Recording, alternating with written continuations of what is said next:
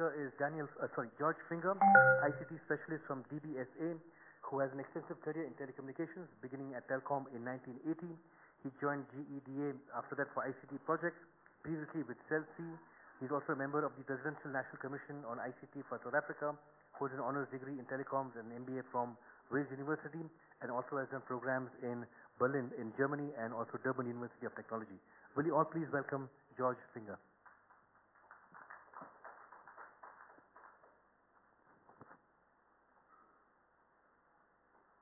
Thank you, Chair. Conference delegates. It was a wish that on my presentation I had mobile fixed line shareholders as well and some government officials to implement some policies to talk about some of the critical issues that which the DFIs are experiencing in the continent, and maybe share some experiences and how we can resolve some access challenges in our continent. I would share with you the challenges in context, and then the ICT financing in SADC, and then investment trends, challenges of financing ICT infrastructure, summary of lessons learned, and then proposed areas for value add and conclusions. I may deviate from some of the points that which I may want to share with you due to repetition, and lots have been said in the last 2.5 days. When we look that in the 90s, I think a lot of money has been spent on the ICTs in the continent. A massive rollout of information and communication infrastructure has been rolled out. When you look only in telecoms, you'll agree with me that the combined tele density as one of the KPIs has increased by more than 50%, though it is mostly mobile. 90% of this has been into mobile. We may pat ourselves on the shoulders and say we have achieved a lot, but this picture is misleading.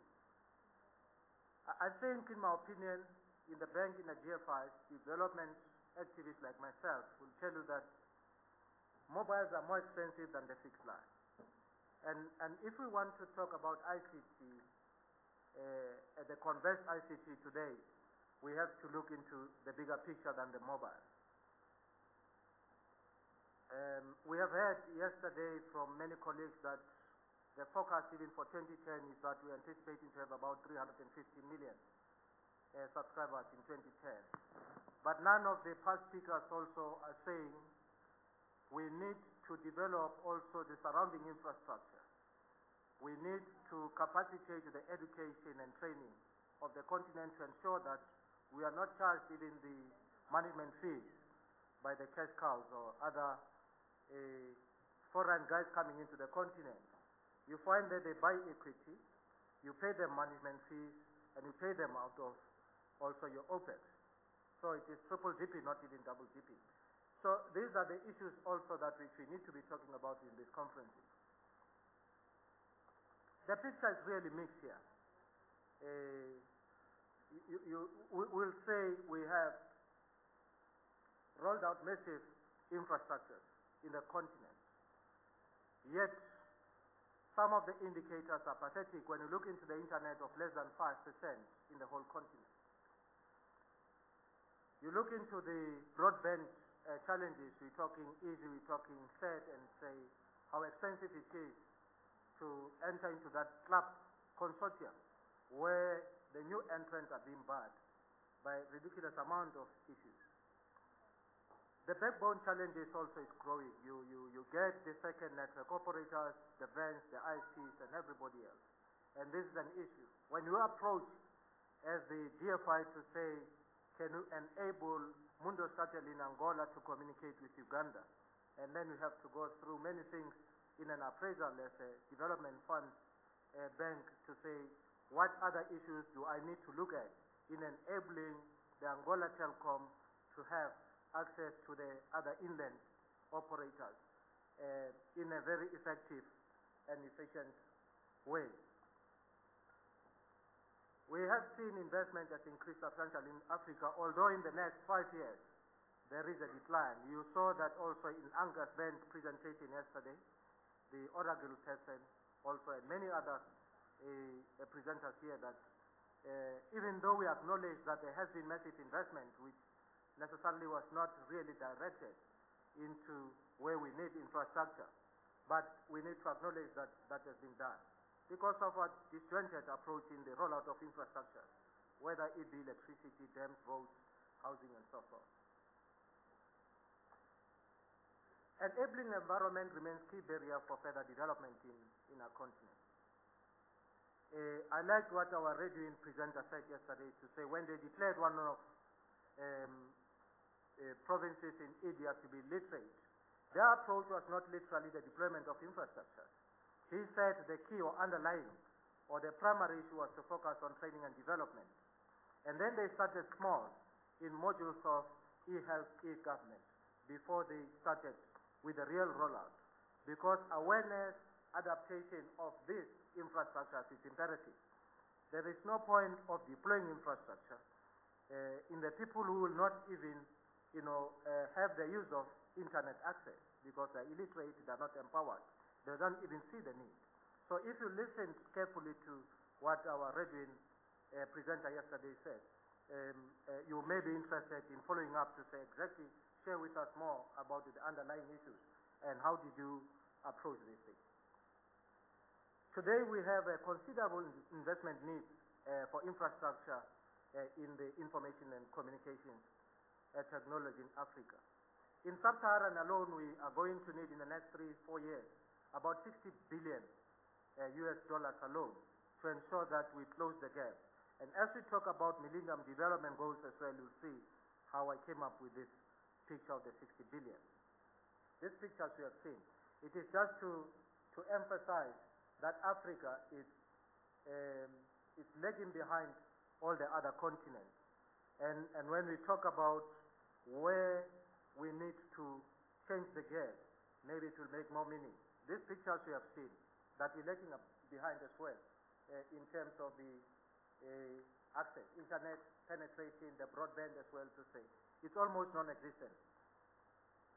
The combined subscriber growth, we can talk about it a lot, we have seen it. When you look into this picture, that between 2000 and 2005, we spent about 42 billion US. But between 2000 and 2010, it is 74.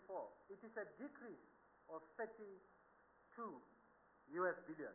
And you ask yourself to say, what causes this decline in the money that which we need?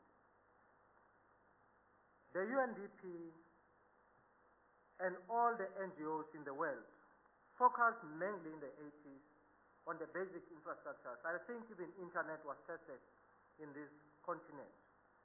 From being a military weapon to being an access tool to improve communication. It was tested here in our continent. Between 1980 and 1999, most of the technologies were experimental.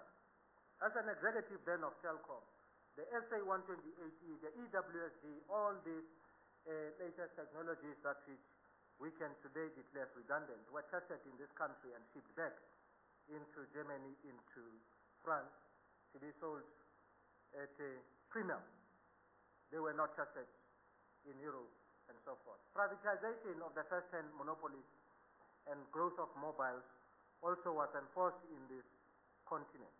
The Germans refused to go for commercialization and privatization of the Deutsche Telekom, where we spent many years in integrating the West Germany into with the East Germany, where the Italians also, we trained them. We were deployed in those, and people think that the opposite is true, but we were deployed in those countries to help also with our intelligence in the deployment of technology. And today, when we look into the strategies of the World Bank, the strategies of ADB, IFC, people have said we are no more going to put money into development of infrastructure. We're going to focus on the policy and the consumption being awareness, training and development to make people aware so that adoption and the proper navigation is being adopted in the continent. because we have a way of just responding in the development of infrastructure without looking into the enabling environment and say what else we need to look at. I think Dennis shared with us a small approach of the telcos deploying infrastructure to say what we need to be aware of. I may be a supplier of telecommunication services in this conference and selling a product without, helping you into how we should deploy infrastructure and what necessary technologies are there.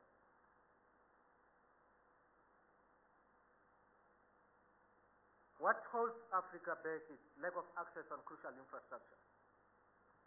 You look into the rate of infant mortality, you look into or you listen into the radios yesterday to say so many infants are dying from our hospitals and so on. Because also we isolate ICTs from where it matters. The empowerment of municipalities, local government with the ICT use and adoption is imperative. As DFIs also we focus heavily on improving the service delivery by ensuring that also the local municipalities are empowered and are developed and are given monies also to improve their infrastructure, to improve access to ICTs. Also the capacity building of those officials to ensure that as they plan policies, as they plan strategies and develop a navigation for infrastructure development are empowered. I think to me it is also crucial. You don't just deploy a person into a regulatory environment without being capacitated. You look into Britain, how long they spent in training and developing their people before they opted for commercialization and privatization of BT. They took 10 years. Germany, they took more than 10 years as well. They privatized after South Africa. The WTO did not force them like they forced South Africa in 96 to go private.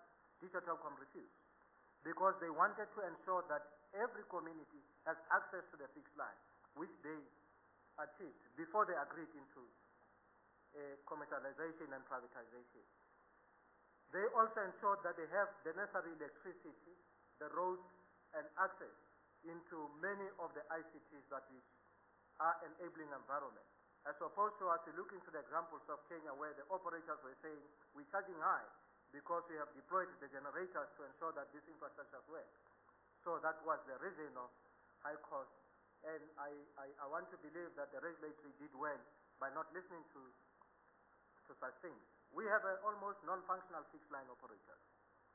Not necessarily that they don't exist. You look into DRC, you look into some of our countries in the continent to say ignorance of the fixed line, because as investors, as operators, we treat in development or deployment of ICTs as a cash cow. Most operators, they don't care about the sustainability of wealth and development in the continent. They will look and say South Africa offers a population so we can have mass access, we'll make money, we'll have millions. They don't really care.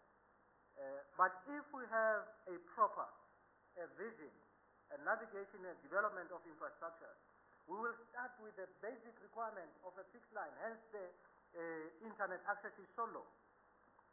When you look into what you pay for fixed line, it's very, very cheap. It is true that you may not download what you want to do and so on, but this is imperative.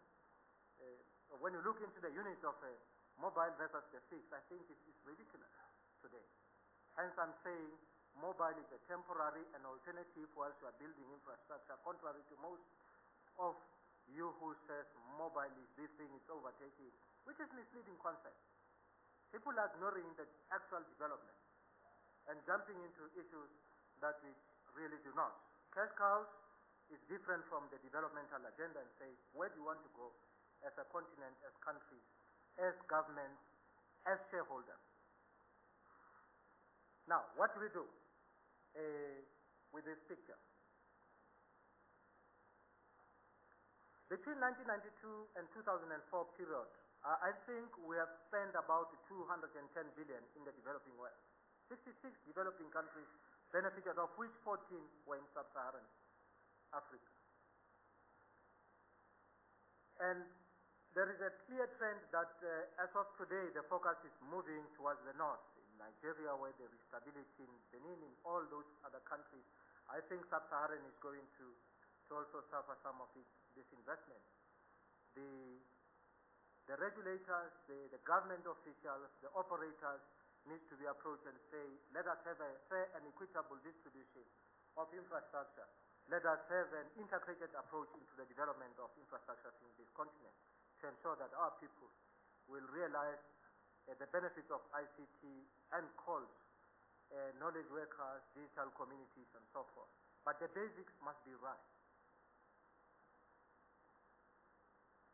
Africa alone, cumulative investment between 2000 and 2005 was 42.9 billion. Figure expected to grow to 74, as I've explained, sub-Saharan 60, and about 2005 we have spent about 24 billion. If we have to support the NEPAD goals and the MDGs, like the NEPAD has contracted with the developing world that we will increase internet to 10% or by 10%. We will increase fixed line penetration by 20% and mobile by 50%. Lot of money are needed for this increase. With internet, we are still less than 5% with a penetration. Fixed line, we also less than 8% combined teledensity of fixed line in the whole continent. Mobile, we can say roughly we have about 60 in the continent. There are countries that do not have this benefit. Now, a lot of money is needed in Africa. In Sub-Saharan alone, we may need about 360 billion to ensure that we reach this target that which has been set and contracted with NEPAD goals. As a DFI, I look back and say, which countries I'm going to prioritize? What is it that which will inform my monies to go to Zimbabwe, to DRC, to Angola, to Botswana? It is not necessarily also that the market should be liberalized. If you ignore those countries, if you don't develop the infrastructure, you invite in problems. This means a lot of money is needed for infrastructure development, also in other areas such as roads, energy, etc. My etc., including education and development. In South Africa, we were very excited after 1994 with the advent of democracy. We closed some of the teacher colleges, technical colleges, and so forth. We did a lot. We committed lots of mistakes. And these were underlying or primary issues that needed to be enhanced, as opposed with politics of anger and anxiety, thinking that we're wasting time.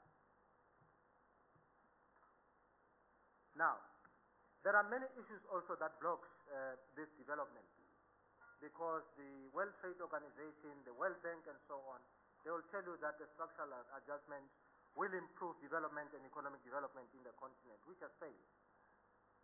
We have many countries which are still experiencing high debt since the 70s and the 90s. And these countries, it is very difficult for DFIs or any commercial bank to go and finance the infrastructure, because these guys do not necessarily qualify for financing. As a DFI, you have to go there and subsidize and finance and give grants to DRC, to Zimbabwe, and all other these countries that suffers war and so on. We go where no people go, especially the commercial banks, and we take risk. We're writing off almost every year some huge debt. Private sector investment is declining, and it is imperative for us to partner with some of the private sector to ensure that even the technologies that which are being deployed, because as a technocrat in the bank, I lose some of the latest technologies that which come there. I may not necessarily have the eye of seeing some of the technologies that which are going to be redundant, like we're taking a ride by some of the investors in Telkom and so forth, and many other countries were taken for a ride in Africa. After 5 years, you see that in Botswana there is a mobile, selling their stake and they're going out. In Malawi and so. This is an emerging trend of these guys living because they have made their money and they come into the continent, they borrow money from the continent, and then they take the profit outside of the continent as well. Hence, one of our approaches, we promote indigenization. In South Africa, we call it BEE. But when I finance some of these operators and infrastructure in Africa, I'm looking also at financing the local guys who I'm sure that they will retain some of this investment and the skill in the country. They will be buyers. And hopefully, they will not be greedy and make profits quickly to go and sit in the beach whilst enjoying their profits. We are experiencing also poor national macroeconomic policies, and it's an appeal mostly to governments and as operators and private sector yourself. You may not be interested in this thing as we are using telecommunications as a success cow, but it's an appeal as a development activist to say, how do we influence many structures in our communities and in our in our politics to ensure that we boost that. Weaknesses of local capital markets. It's a problem. You come to me with a weak balance sheet. The previous guy from BTL will tell you how they suffer even to raise money because of some of these problems. You get a small ISP or a VEN from Botswana and say, George, can you finance me from Tanzania? And these are the issues we look at. Capital markets, mostly in our continent, are not fully integrated into global financing systems. We need to develop tools and ways of ensuring that most of our entrepreneurs and operators and private sectors in the continent, are empowered. We need to go and risk and ensuring that we promote this. With telecommunications, you say, come and invest in DRC, they will tell you that there is no proper governance because there is a war. But when they want oil and other things, they come in. And we're not using first mover advantage as the ICTs and say, what is it that we partner me as a DFI because, we go everywhere. And we invest to ensure that in the next 10 to 20 years, Africa will be a model. Summary of lessons learned, the role of DFIs and local private sector has been limited. And for that matter, as DFIs, we partner with all the commercial banks, with the private sector in the financing of ICTs. Yes, we give them comfort of taking some of the risk. We do a lot of capacity building and also senior debt to ensure that, they are there, they piggyback on us. Market-driven approach alone cannot resolve access gaps. You look into the privatization of telecom in South Africa, we ended up with high cost of telecommunications.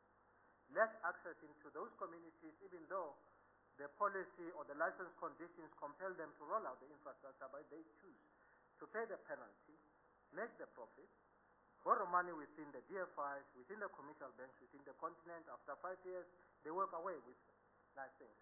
And really, there is nothing that changed because you said when you privatize telecom, there will be nice competition, there will be development. None of those happen. So we need to be careful as we roll out, as we promote policies as regulators, as government people, and say what really works. Let us go where it has been implemented. I spent time also in Brazil with the privatization of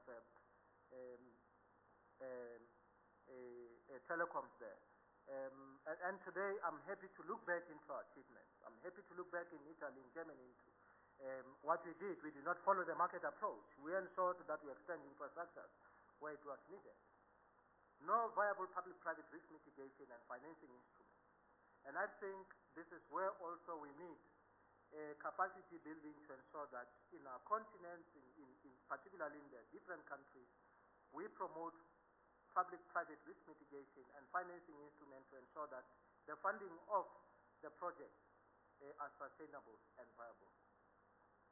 It is true that regulatory burdens stall some of investment, but I'm saying when you look into other issues, China will go into Zimbabwe irrespective of the governance issues. They will go into DRC. They will go anywhere, irrespective of some of the regulatory issues, whether there is finance, regulatory, whether there is roads, electricity, and so forth.